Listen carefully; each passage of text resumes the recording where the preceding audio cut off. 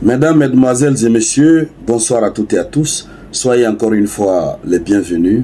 Vous êtes sur la tribune de l'éveil des consciences.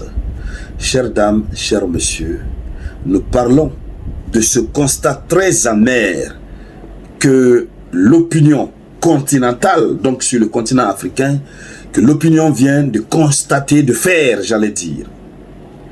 Ce constat inimaginable.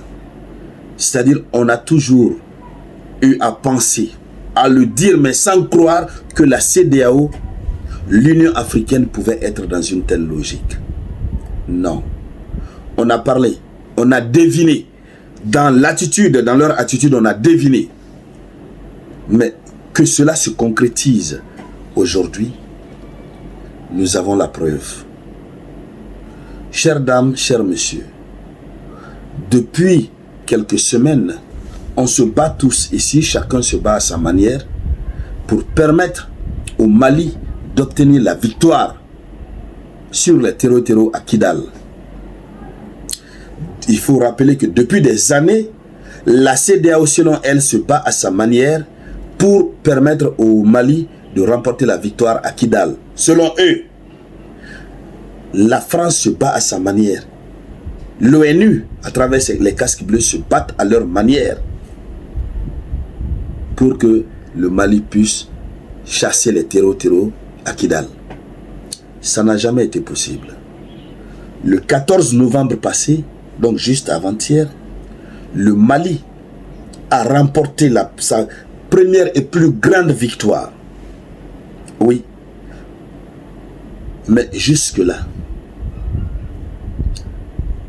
le Mali n'a reçu aucune félicitation de la part de la CEDEAO, ni l'Union africaine.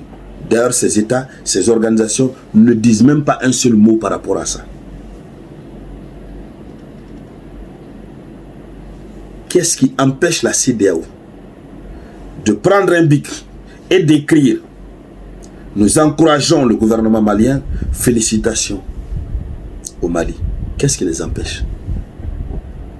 Qu'est-ce qui empêche l'Union africaine? Rien ne les empêche, n'est-ce pas?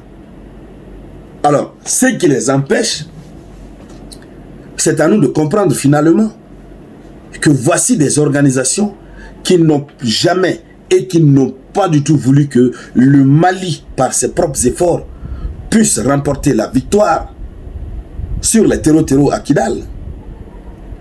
D'ailleurs, est-ce que ces organisations ont une fois eu l'envie, l'amour que le Mali, n'est-ce pas, puisse mettre un terme à l'affaire de terreau sur son territoire? La réponse est non. Puisque la CEDEAO collabore en parfaite et étroite collaboration, on va faire la redondance, la CEDEAO collabore avec la France. On a vu ce que la CEDEAO a voulu faire au Niger à cause de Emmanuel Macron, à cause des intérêts de la France. Ces peuples africains ont voulu envoyer une guerre, n'est-ce pas, au Niger, pour faire plaisir à la France. Nul n'était qu'on s'est tous levés et que les ancêtres se sont aussi opposés farouchement. Ils allaient envoyer ça là-bas. La CEDEAO est dans l'esprit de la France. Cette victoire du Mali, qui est normalement une victoire, n'est-ce pas, de l'Afrique, devrait être célébrée par tous les pays africains. La Russie même, qui n'est pas un pays africain, a félicité le Mali. Le Niger a félicité le Mali, le Burkina, beaucoup d'autres pays.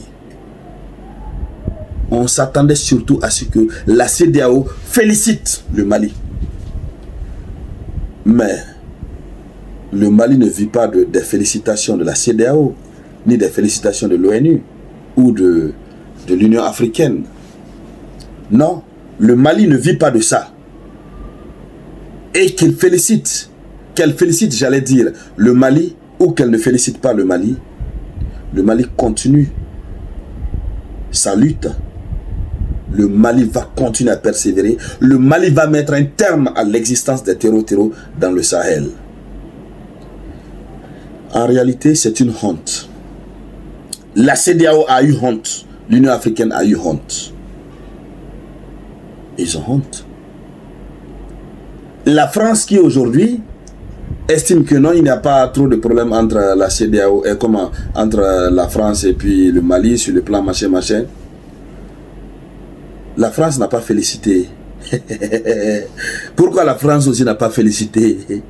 On va me dire, mais M. Théa, ça c'est une provocation. Mais écoutez, ils ont dit que le Mali ne pourra pas. Et le Mali vient de pouvoir. Il faut féliciter. Il faut féliciter. Ce que je sais, il n'y a pas de conflit armé entre le Mali et la France.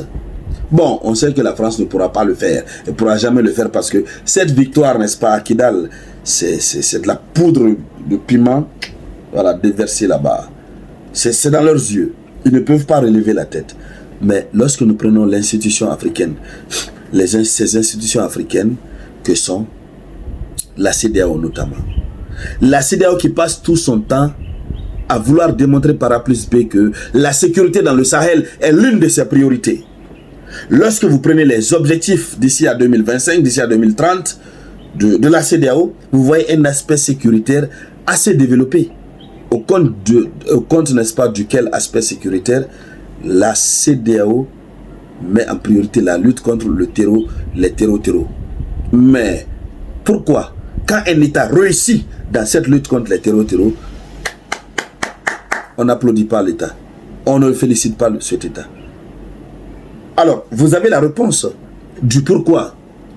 C'est que la CEDEAO n'est pas sincère avec les États. La CEDEAO ne veut pas du bonheur des États membres, n'est-ce pas, de cette institution. Aujourd'hui, nous avons la preuve tangible.